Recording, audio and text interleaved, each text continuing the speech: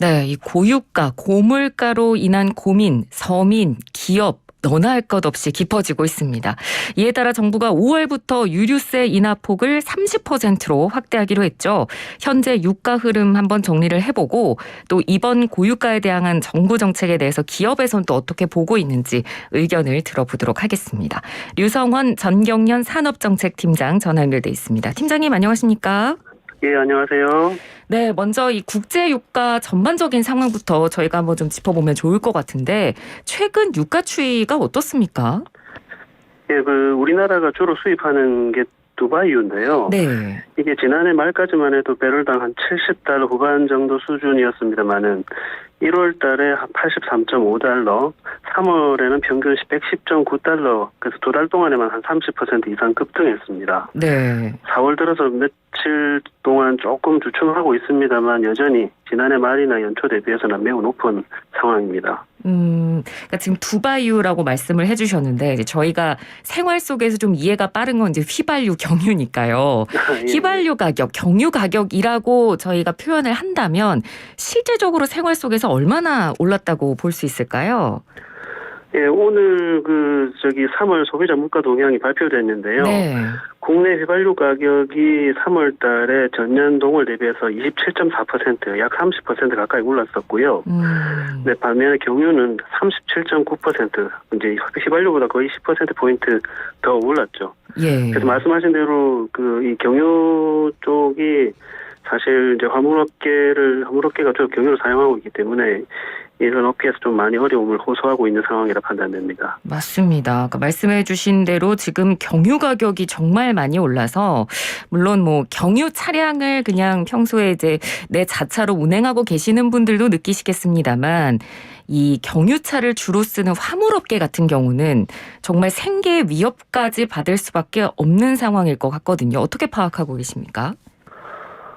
예, 사실 이 오른 수치 자체가 거의 40% 정도 올랐기 때문에 지금 사실 많은 어려움을 겪고 있습니다. 그러니까 실제로 이 운행 자체를 하는 게 오히려 이제 적자를 보는 상황에 운행을 쉬고 있는 그런 업계도 있다고 저희도 소식을 듣고 있습니다. 네. 그러니까 이렇게 유가가 계속해서 상승하는 국면이면 우리 기업들에 미치는 영향도 굉장히 클 수밖에 없을 것 같거든요. 지금 기업들 상황은 어떤가요? 저희가 안 그래도 국제 유가 급등이 기업에 미치는 영향 이런 제목으로 기업 대상으로 설문조사를 지난 주에 했었었는데요. 네네. 유가 상승으로 어렵다는 기업이 이제 거의 80% 정도 나오는데 그게 오히려 긍정적이라고 한 기업은 한 기업도 없었습니다. 네. 이 조사 당시에 평균적으로 한 영업이익이 이 유가 상승으로 한 5.2% 정도 떨어지고 투자 계획한 것도 한 3% 정도 못하게 될 것 같다. 이런 식으로 조사가 된 바 있습니다. 그렇군요. 그러니까 저도 말씀해 주신 관련 설문조사 결과를 이제 봤었는데 그러면 네. 이 기업들은 요즘 같은 유가 상승 국면에 각자 어떤 방식으로 지금 대응하면서 운영을 하고 계시나요? 기업들은 일반적으로 일단 가장 많은 부분이 이제 원가 절감, 네. 에너지 외에 다른 원가 절감할 수 있는 방안을 제일 많이 노력하고 있고요. 예. 그게 한 30% 정도 되는 것으로 조사가 되었고, 또 어쩔 수 없이 이제 제품 가격을 인상해서 유가 인상을 어느 정도 소화해내는 그런 식으로 대응하는 기업들도 상당 부분이 있는 것으로 조사되었습니다. 예, 그렇군요. 그러니까 기름값이라는 게 사실 일반적으로 차량을 운행하시는 분들도 요즘 피부로 많이 느끼시는데 이 기름으로 공장을 가동하는 어떤 기업들이라든지 이런 곳들은 아마 실제적으로 더 많이 운영에 어려움을 겪으실 것 같습니다. 네, 그렇습니다. 예, 그러니까 요즘 이 국제 유가가 이렇게 폭등할 수밖에 없는 원인을 저희가 이제 우크라이나 사태가 가장 큰 원인으로 보고 있긴 한데요. 우크라이나 사태가 빨리 해결이 돼야 될 텐데 이 문제가 해결이 되기 전까지 그런 국제 유가가 이렇게 불안정한 국면은 계속해서 지속될 거라고 보고 계시나요? 이 우크라이나 사태라는 이런 지정학적 위기가 유가 폭등의 이제 중요한 원인 중 하나인 것은 분명하지만 네. 이거 외에도 사실은 다른 요인들이 많거든요. 이제 석유의 어떤 낮은 재고량 그다음에 제한적으로 생산하고 있는 이런 생산국들, 그리고 코로나 이후에 이제 최근에 소비가 회복되면서 이제 또 석유 소비가 이제 증가하고 있는 부분들, 그리고 이제 글로벌 인플레이션이 전체적으로 일어나고 있기 때문에 이런 부분들이 복합적으로 이 유가 상승에 영향을 미치고 있다고 생각합니다. 네. 이제 물론 우크라이나 사태가 조금이라도 빨리 해결되면 상대적으로 유가가 좀 안정되겠지만 여러 가지 요소들이 또 복합적으로 작용하고 있다 보니 이게 뭐 한 지난해 수준으로 이 정도로 안정되는 데는 좀 시간이 소요되지 않을까 그렇게 생각됩니다. 네. 그래서 최근에 이 미국이 이 사상 최대 규모로 전략적 비축유 방출 계획도 발표를 하긴 했는데요. 뭐 이 계획 발표 이후로 이제 살짝 국제 유가가 안정되는 모습을 잠깐 보이긴 했는데 이게 국제 유가가 실질적으로 잡히는데 도움이 되기는 조금 어려운 수준일 것 같긴 하거든요. 어떻게 보세요?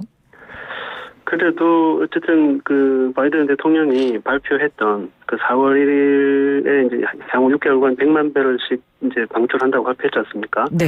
그 발표 직후에 실제 한 $140 정도까지 갔었거든요. 근데 이게 이제 당시 발표 이후에 이제 한 $100 정도까지 떨어진 바가 있어서 어쨌든 그 국제유가 급등을 억제하는 데는 나름 영향이 있는 것은 사실이라고 판단됩니다. 네. 근데 이제 다만 이제 아직도 뭐 러시아산 원유 수입을 지금 금지하고 있는 조치라든지 또 상대적으로 중국은 또 경기 부양 조치를 지금 계획하고 있어서 그만큼 석유 수요가 또 늘어난다면 또 유가가 또 향후 또 오를 것으로 전망돼서 좀 더 지켜봐야 되지 않나 이렇게 생각합니다. 예, 알겠습니다. 이 유가 이 상승 국면 지금 전반적인 환경들 흐름들 좀 한번 짚어봤고, 자 상황이 이렇다 보니까 우리 정부가 오늘 이제 관련한 정책을 발표를 했습니다.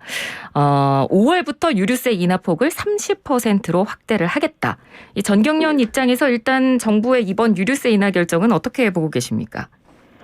뭐 어쨌든 정부에서 지금 사실 역대 최고 수준의 인하폭이기 때문에 뭐 어쨌든 그 정도의 발표해 준 것에 대해서는 기업 입장에서는 조금이라도 도움이 되지 않을까 환영하는 그런 입장입니다. 예, 이번 유류세가 인하되면 그럼 실질적으로 생활 속에서는 저희가 느끼기에 기름값이 얼마나 떨어지게 되는 건가요?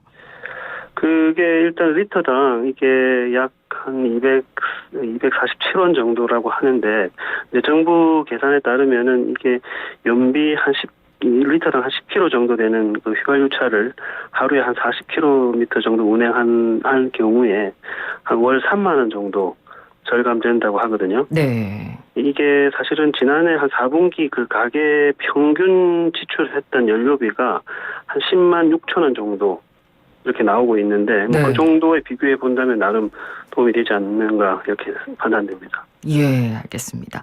근데 뭐 과거에도 이렇게 국제유가가 폭등할 때 정부에서 비슷한 조치를 취한 적이 있지 않았습니까? 유류세 인하 포함해서요. 그때 당시에도 어느 정도 효과를 좀 발휘해 줬었나요? 예, 어쨌든 그 당시 2008년과 2018년 정도 두 차례 정도 인하 조치를 했었는데 당시 인하 폭이 그때는 10%, 15% 이렇게 인하했었거든요.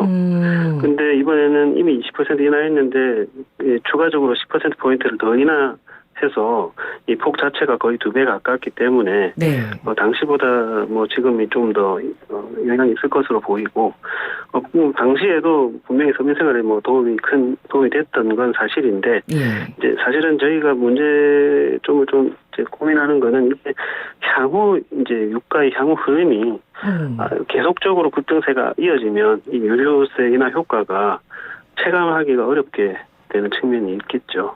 예, 그렇군요. 그러면 이 기업 입장에서 이 유가 상승 국면에서 유가 안정을 위해서 정부가 이런 부분을 좀 더 해줬으면 좋겠다라고 바라는 점이 있으실까요? 아까 말씀드린 저희가 이제 조사에서도 정부의 대응 방안에 대해서 이제 저희가 조사를 한 바에 따르면 가장 이제 기업들이 좀 바라고 있는 거는 관세 인하.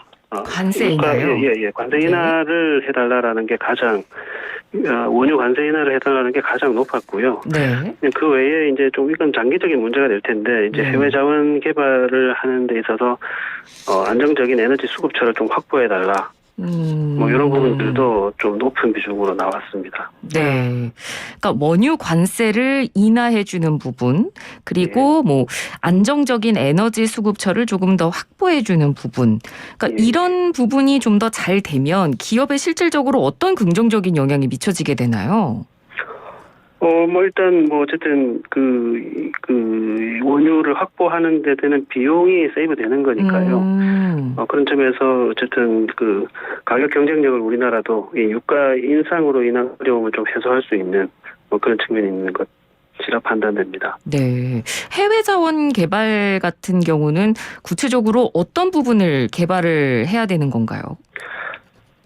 일단 뭐 예를 들어서 이제 지금은 이제 우크라이나 사태 때문에 러시아에서 들어오는 원유를 사실 저희가 들어오기가 어려운 상황이지 않습니까? 네네. 어쨌든 러시아에서 우리가 받고 있는 원유도 상당 부분 뭐 가장 큰 거는 이제 뭐 중동 두바이유겠지만 러시아산 원유도 저희가 상당 부분 수입을 하고 있었는데 이 부분들을 어떻게든 이제 저희가 수요가 있으니까 우리가 수입을 했을 텐데 그러면 이제 다른 수입처, 다른 공급원을 통해서 어떻게든 확보를 해야 되니까 그런 부분에서 좀 지금 현재는 또 그냥 경제적인 측면에서만 이 원유를 확보하는 것이 아니라 또 미중 대결이라는 이런 환경이 또 놓여 있기 때문에 그런 측면에서 약간 지금은 이제 경제와 외교가 같이 가야 되는 그런 측면들이 있다 보니 이제 정부에서 그런 부분들이 막히지 않도록 좀 더 신경을 써야 될 그런 측면이 있다고 판단됩니다. 예, 맞습니다. 그러니까 이런 유가 상승이라는 부분이 참 우리나라의 경제, 뭐 서민 생활에도 그렇고 기업에도 그렇고 경제에 미치는 영향이 굉장히 크기 때문에 뭐 단순히 유류세 인하 조치도 이번 상황에서는 환영할 만한 부분이긴 하지만 지적해 주신 대로 앞으로 이제 정부가 얼마나 외교력을 발휘해서 이런 상황에서 우리가 좀 잘 극복해 나갈 수 있느냐가 또 새 정부의 또 과제가 되지 않을까 그런 생각이 듭니다. 예. 근데 이 유가 보조금이나 유가 환급금 같은 것들은 사실 다 좀 돈이 필요한 사안이기 때문에 이게 시행이 된다면 결국 이제 추경 편성에 좀 담아야 되지 않을까 싶기도 한데요. 관련한 우려는 없을까요? 예, 뭐 일단 어쨌든 지금 이번에 발표한 부분에 대해서도 사실 그만큼 줄어드는 세수에 대해서 이걸 어떻게 확보할 것인가에 대해서 말씀하셨듯이 뭐 추경 편성을 통해서 할 수도 있고 또 뭐 기존의 세출을 좀 조정을 해서도 확보할 수도 있을 텐데 뭐 이런 부분들은 어쨌든 정부가 확보해야 되겠습니다만 이런 이제 어쨌든 세수에 부족한 부분들 이 부분들이 지금 가장 논란이 되고 있는 그 이슈 중에 하나가 이제 재정 건전성 문제가 있지 않습니까? 뭐 이번에 한덕수 총리 후보자께서도 재정 건전성에 대해서 강조하셨습니다만 우리나라 대외적인 그 신뢰도가 떨어지지 않도록 정부가 재정 건전성 관리에도 만전을 기하면서 이런 어떤 서민 생활 지원에도 균형이 맞춰질 수 있도록 좀 더 세심한 그 조치가 필요할 것으로 생각됩니다. 예, 알겠습니다. 오늘 말씀 여기까지 듣겠습니다. 고맙습니다. 예, 고맙습니다. 네, 지금까지 전경련 유성원 산업정책팀장이었습니다.